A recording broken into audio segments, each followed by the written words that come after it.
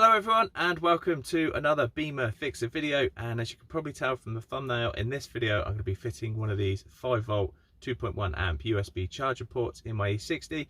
Now I'm going to be putting this in the armrest, or in the little compartment at the bottom of the armrest, so I can charge my phone. You can run a cable out to the back and charge a tablet or an e-cigarette if you've got one. It's a fairly simple install to do. Definitely worth doing because you get this instead of having to use one of these horrible things, and it's just neater and looks a lot tidier.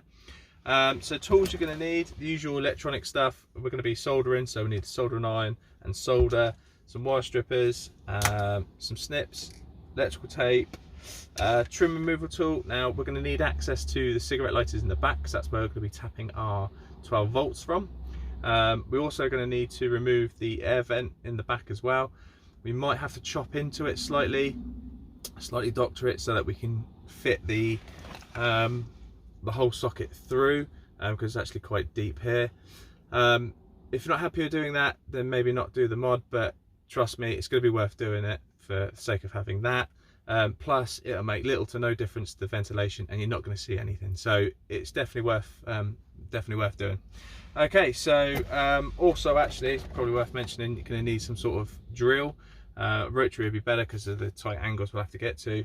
That's going to help us cut a hole for our socket to come through. So yeah, that's everything. So what we'll do now, we'll jump in the front of the car, and I'll show you where we're going to be putting the socket and make a start. Okay, let me show you where I plan on running the socket. So we're going to pop it through that hole there, so I'm going to make it slightly bigger and rounder. I'm going to pop the socket there, and then that'll allow us to get to the other side through the back of the vent there. Okay, so before we start drilling from the other side, I just want to make sure we're not going to run anything or run into anything that I can't see with the drill. So first of all, we want to remove this back panel here, so you can just use your trim removal tool, slot it in the bottom half, and then you can just pull out, go from both sides, and then pull it down slightly. It's held in place by the two clips there, one on the other side. So the box that you can see here is my Bluetooth retrofit, so if you haven't watched that video, check that out. So having a look at the vent, so the vent is actually held in place with these two clips here. So if we get some pliers, we hopefully should be able to just pull those down like so, and then the vent should, I think I'll pull, try not to break it. That's one tree in there. Oh, there we go. So we're going to pull down slightly and it just lifts out. Okay, so I don't know if you can quite make it out, but that there, that little, so I can't get a focus, the little square you can see there is actually the hole for the vent. If I lift it up a bit, there we go, you can see some light through it now. So that's where the socket's going to come through. So the USB socket might actually intrude, well actually it will intrude on here. If the socket doesn't, the wires will. So what we may have to do is slightly chop into this vent here. So what we'll do now is we'll go back around to the front, we'll mark out where we want to put our socket, and then we'll start making the hole. Right, so drilling the hole. Now getting a template in there to drill the hole could be quite tricky. Ideally you can use the locking nut here off the back of the socket as a template, and you can draw around it, but as I say, the space is quite tight. So what you can do is you can lay down some electrical tape on a flat surface, then place the locking nut over the top of the tape, draw around it, cut it out, and then you have a diameter template there. So then, because it's electrical tape as well, you can use any tape. You can then place that where you want it, and you can drill around there. Then you know that you've got the right size hole. Okay, so we've got our template in place. We've got our rotary tool with a tiny little drill bit in. So now what we're going to do is drill around that template, and then we can test our plug to make sure it fits.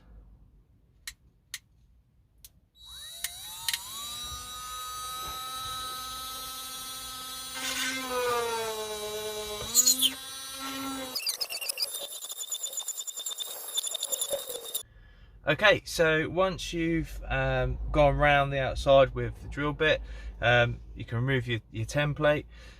Now what you might need to do is you might need to go around it a few more times, just in case there's any sections that you've missed. But once you've done that, what you'll find is if you get some snips or a pry tool, you can kind of just work out the bits of plastic, and they should all just start to fall out. Okay, so on some of the really stubborn bits, you might have to change the attachment on your rotary tool. So we're going to use a disc just to remove some of the really tricky stubborn bits.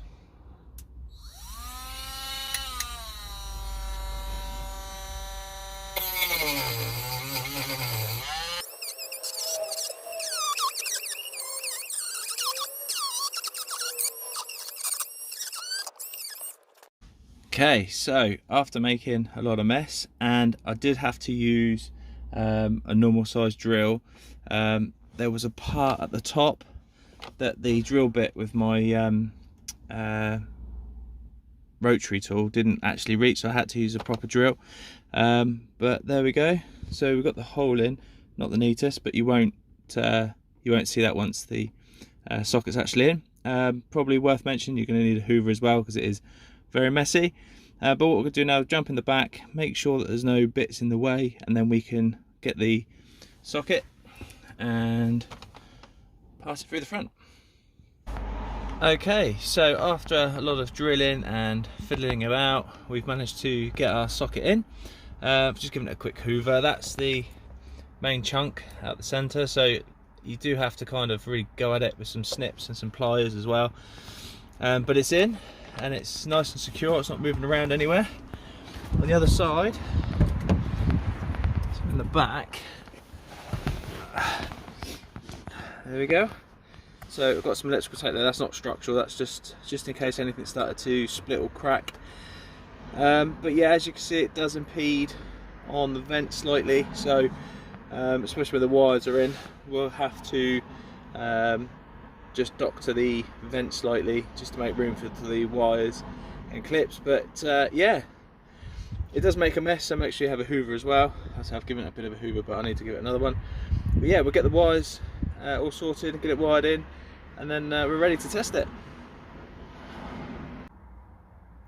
Okay, so the plan will be to, when the vent's back in, we'll run the wires out the top, down the side there to the cigarette lighter here. So we need to tap into the ground and live the cigarette lighter. Now the cigarette lighter, the green is the accessories on the ignition, so that's the one we'll go for. That one will be red, and the brown one will be black. So because we're not using the little ring connectors here on the end, we need to snip them off. So we'll just snip that off and then strip the end of the cable. There we go. So we want to give ourselves as much as possible. Just give it a couple of twists so it doesn't unravel, and then we'll do the same again on the red. That.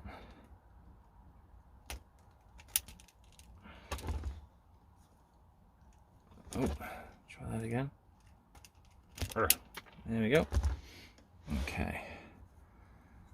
So and what we'll do is we will split the wires on the cigarette lighter, and then we can solder straight onto that. So we'll do the live first.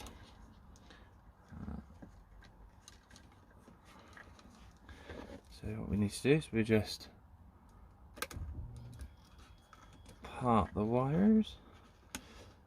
It's obviously worth noting to make sure your ignition is off when you're doing this.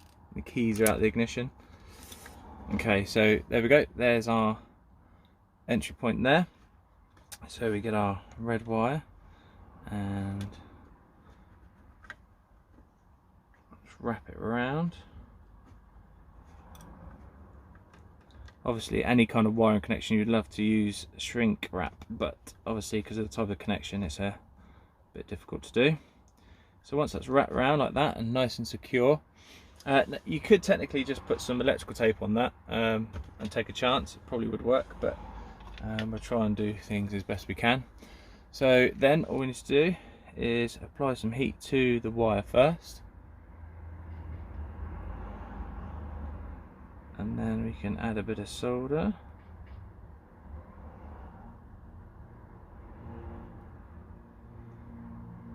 Come on.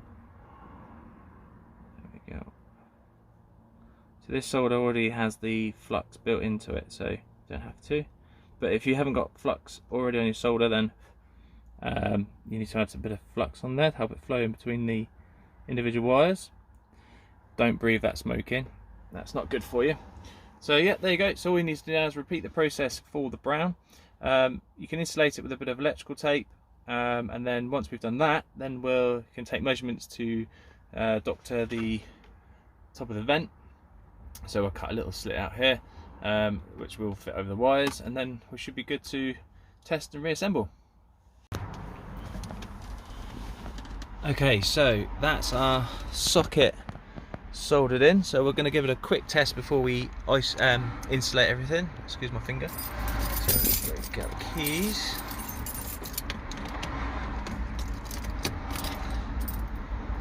Pop the ignition on.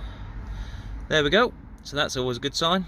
So it looks quite orangey on the camera, but it looks quite a nice deep red in person. So yeah, there we go. So that's all wired up correctly.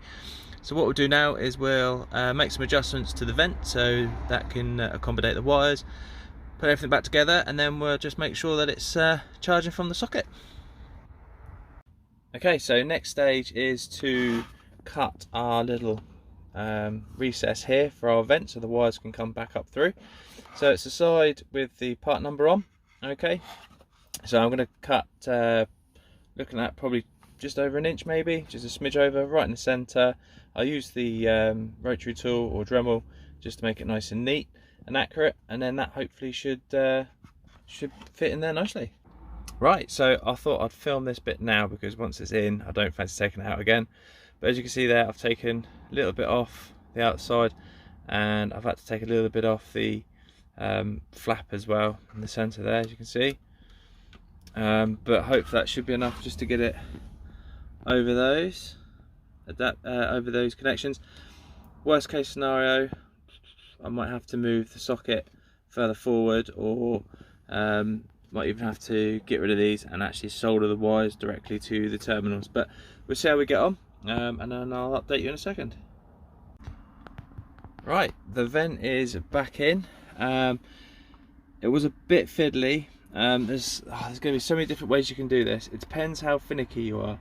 I wanted everything still working and moving smoothly, nothing hitting, nothing notchy. You could technically just delete the flap in here and it would be absolutely fine, but I still wanted everything working, so I had to compromise slightly. I'll show you what I mean. It's not an awful compromise, but the compromise was I had to put the nut that would usually go on the back on the front, so it just brought it forward a little bit, and I put the cover on as well, which brought it forward a little bit more, but it just meant that everything could work as it should. So what I'll do now is I will put everything back together, make sure everything works, and then yeah, we'll try to charge something. And there you go, there we have it. There's our USB charging ports and voltage readout all in. So the only compromise to have it fit in is I had to put the backing nut on the front. But I mean, that's not going anywhere. In hindsight, yeah, try and find a slightly not thinner, shorter one. That could make life a little bit easier, but I think they're all pretty much generic, but well worth the effort. The vents are all back in, the dial works fine. Like I say, if you want to be, it depends how finicky you are. If you weren't really fussed about having the rear vent, this job would take half the time. You literally just take the flap out and then just pop it through. That's it. It's only because I'm a little bit finicky that I wanted it to fit as best I can and as stock as I could. So there you go. I hope you enjoyed the video. If you did, please give it a thumbs up. Any questions, as always, ask away in the comments. And if you want to see more content like this, please don't forget to subscribe. Thank you very much, guys. I'll see you all again soon. Bye.